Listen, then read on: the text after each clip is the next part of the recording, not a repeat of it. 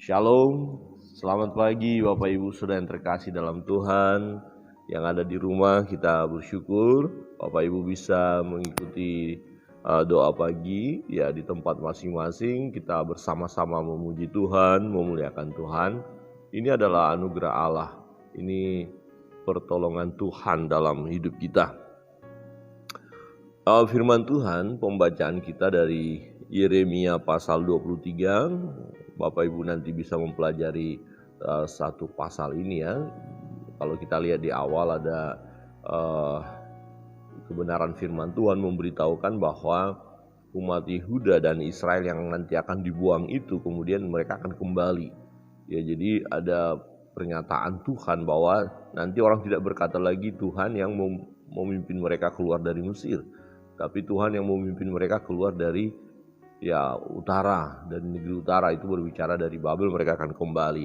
Nah, mereka memang sempat dibuang oleh Tuhan, didisiplin oleh Tuhan karena memang mereka melakukan kejahatan dan mereka meninggalkan jalan Tuhan. Nah, persoalan yang utama mengapa mereka umat ini meninggalkan jalan Tuhan ini sangat berpengaruh dengan hadirnya nabi-nabi palsu, pengajar-pengajar sesat yang menyesatkan umat.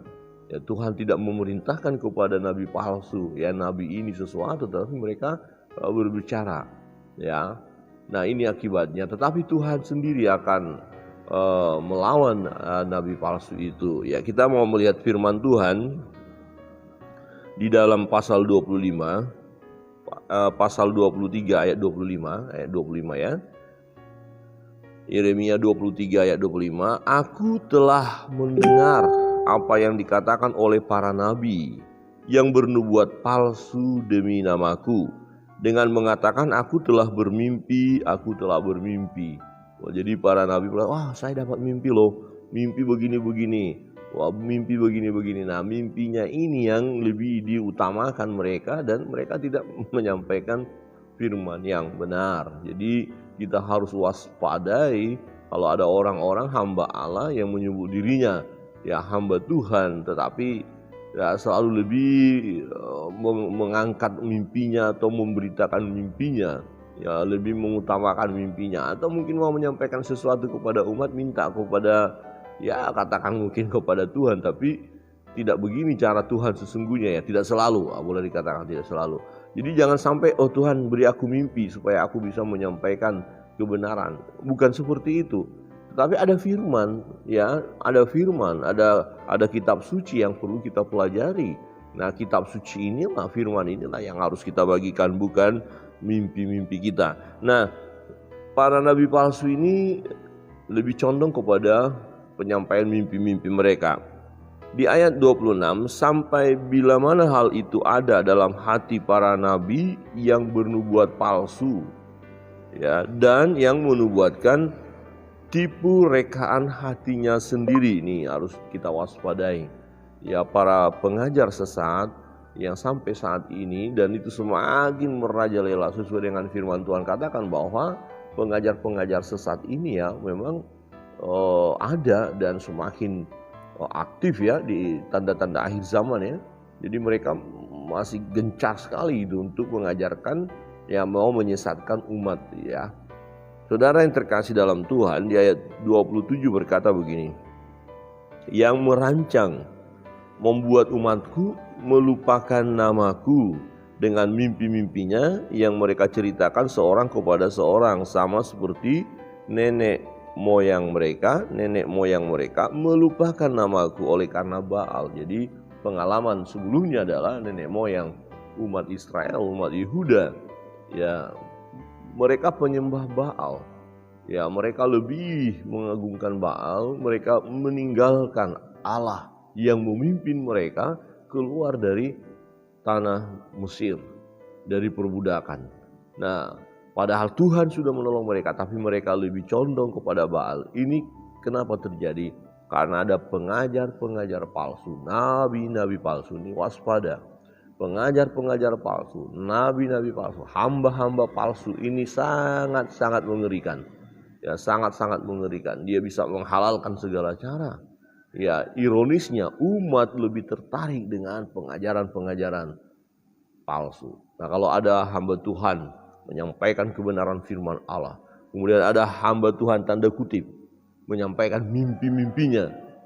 Ini ironis sekali Bapak Ibu Saudara yang terkasih dalam Tuhan. Ada kecenderungan umat lebih senang mendengar mimpi-mimpi tadi, lebih terpesona dengan cerita mimpi-mimpi tadi, ya lebih tertarik. Ya, tapi kalau firman Tuhan diabaikan saja. Ini persoalan yang sangat penting ya untuk kita renungkan. Jangan sampai kita terjebak dalam kondisi seperti itu. Jangan lebih menyenangi cerita mimpi-mimpi daripada firman Allah. Yang terpenting sebenarnya dalam hidup kita firman Allah, kitab suci. Ya, ayat 28, nabi yang beroleh mimpi biarlah menceritakan mimpinya itu, dan nabi yang memperoleh firmanku biarlah menceritakan firmanku itu dengan benar. Jadi kita sekarang nggak bisa terlalu berkata, ini yang menceritakan mimpi, jangan cerita mimpi. Enggak, memang Tuhan sudah biarkan. Yang mengajar sesat, yang mengajar pengajaran palsu silakan, tetapi yang dapat firman yang benar, ya ceritakan firman. Nah, ini menjadi dua hal yang terjadi masa kini. Jadi tidak mungkin tidak akan ada penyesat, itu firman Tuhan katakan ada. Ya, nah yang terpenting dari diri kita jangan mau tersesat. Ya, jangan mau disesatkan. Ya, terlebih ya jangan menyesatkan ya. Memang anak-anak Tuhan nggak mungkin menyesatkan. Dan jangan pernah mau tersesat. Maka kita pegang firman Allah. Firman Tuhan katakan, apa sangkut paut jerami dengan gandum? Demikianlah firman Tuhan. Nah, artinya pada akhirnya ya jerami, gandum, jerami akan dibakar. Gandum akan dikumpulkan ke tempatnya, ke lumbung. Ya jelas. Ini gambaran ya atau situasi yang kita alami saat ini ya seperti ini. Ada gandum dan ilalang. Ya dua-duanya tumbuh. Tapi nanti akan ada waktu penyabitan itu ya.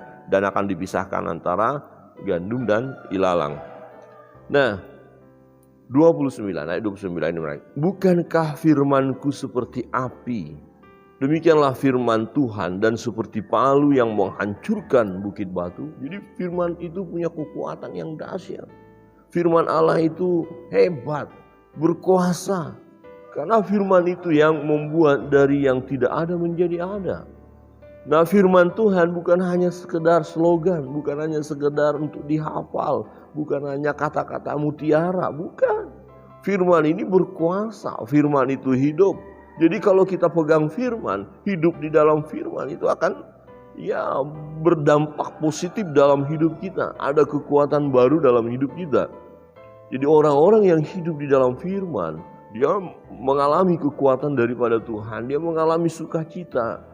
Bahkan terjadi mujizat di dalam hidupnya karena dia berpegang kepada firman.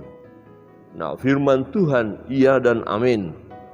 Kalau seseorang mau mendengar firman, ya seseorang mau sungguh-sungguh merenungkan firman. Jadi hati yang keras tadi yang kayak batu dikatakan, itu kalau sudah disentuh firman, ya hancur itu batu. Jadi ada orang berkata, wah orang itu kok jahat sekali ya.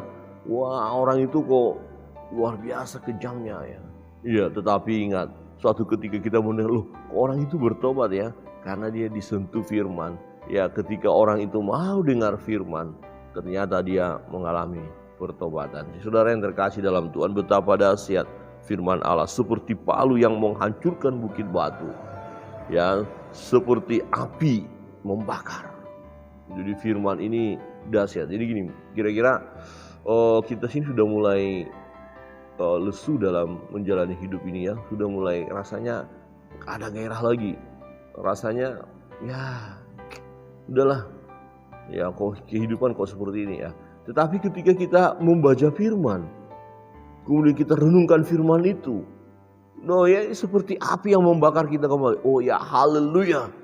Ya, aku akan hadapi tantangan ini. Aku akan menghadapi masa sukar ini. Aku tetap beria-ria di dalam Tuhan. Aku mau tetap bersukacita. Aku mau hidup bersama dengan Tuhan. Nah, jadi ada kekuatan baru. Yang tadinya sudah mau loyo, mau mundur, mau putus pengharapan, tidak bergairah lagi dalam hidup karena banyak tantangan, kesulitan. Tetapi ketika firman itu, ya menjamah kita karena kita buka hati ya untuk firman itu. Ya, kemudian kita rasakan sesuatu. Ya, oleh firman itu apa? Terjadi mujizat dalam hidup kita. Oleh firman itu terjadi kebahagiaan dalam diri kita. Oleh firman itu terjadi semangat bagi kita. Jadi kita bersyukur memiliki firman, ya. Firman itu Allah berikan kepada kita. Ada kitab suci. Bahkan sekarang apa? Sangat indah sekali. Oh, mungkin kita berkata, wah, bawa Alkitab terlalu gede, bah. Ya, kita mau praktis. Ya, oke. Teknologi di dalamnya ada kitab suci. Ya, ayat suci. Jadi HP-nya jadi HP suci ya. Ada orang kata, oh HP suci. Enggak masalah. Ya, puji Tuhan, ya. Ada mengingatkan kita. Ya, jadi setiap saat sebenarnya kita bisa buka ya firman Tuhan. Belum lagi nanti ada teman yang membagikan renungan. Wah, baca. Jangan ini dari teman yang selalu bikin renungan ini. Udah lewatkan aja. Enggak, baca saja. Di situ saudara akan diberkati. Saudara yang terkasih dalam Tuhan. Nah, kita melihat antara nabi palsu dan nabi yang benar. Ya, nabi yang benar dalam hal ini Yeremia tetap menyampaikan firman Allah. Tetapi nabi palsu menyampaikan sesuatu yang hanya akan mencelakakan umat. Ya, misalnya ada orang yang udah bersalah, berdosa. Ya, enggak apa-apa. Misalnya ada orang yang hidup, ini lagi udah trennya LGBT. Oh, enggak apa-apa. Ya, itu di dalam Tuhan tidak apa-apa. Oh, enak saja. Enggak bisa dong. Ya, laki-laki dan perempuan jelas ada pemisahan, nggak ada antara laki-laki perempuan nggak ada, ya. Tetapi nabi palsu mengatakan tidak apa-apa pernikahan sejenis nggak ada masalah, itu palsu, itu pengajar palsu. Nah, itu satu contoh. Oh, bagaimana? Ya, ini ada yang masih pernah saya berdebat dengan seseorang. Dia berkata kalau judi itu enggak dosa, itu kan karena kepintaran. Jadi pintar main judi, jadi dapat berkat itu adalah halal, dia bilang. Saya bilang enggak bisa, Anda kan main judi, ya, judi itu dosa. Oh, enggak bisa. Ya, saya menang main judi karena saya pintar, katakan. Wah, kalau begitu gimana caranya nih mengingatkan orang ini? Oh, saya katakan karena dia orang Kristen juga kan. Oke bro, gini aja deh. Kalau kau main judi ya sekarang berdoa dulu nanti ya. Sebelum main judi minta supaya menang. Wah, nggak bisa begitu, dia bilang. Loh, kenapa? Kan nggak ada masalah. Kalau itu halal kan harus kita doakan. Dia baru sadar, ya itu dosa. Saudara yang terkasih dalam Tuhan, ketika kita membuka hati untuk firman, ya firman itulah yang akan memberkati kita. Amin. Hati-hati dengan pengajaran-pengajaran. Umat Yehuda dan Israel hancur mereka karena nabi-nabi palsu mengajarkan ya kepalsuan, kesesatan, dan akhirnya umat tidak datang kepada Tuhan. Ya, bagi kita anak-anak Tuhan, waspada dengan mendengar pengajaran-pengajaran. Apalagi sekarang ya secara ya dunia yang teknologi canggih ini, ada terlalu banyak para pengajar-pengajar melalui YouTube, melalui apa segala macam.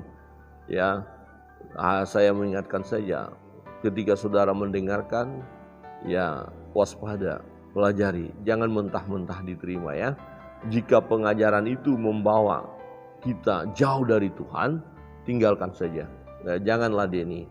Tetapi kalau pengajaran itu ya yang disampaikan berdasarkan firman Allah, dengarkan, terima dengan sukacita, karena itu akan menguatkan kita, ya, dan mendekatkan kita terus dengan Tuhan, karena kita butuh firman itu. Biarlah kiranya kebenaran firman Tuhan pada pagi hari ini menolong kita. Ajarkanlah ajaran-ajaran yang benar, saksikanlah kesaksian yang benar untuk umat kita semua. Jadilah alat di tangan Tuhan untuk menyatakan kebenaran. Tuhan Yesus memberkati kita.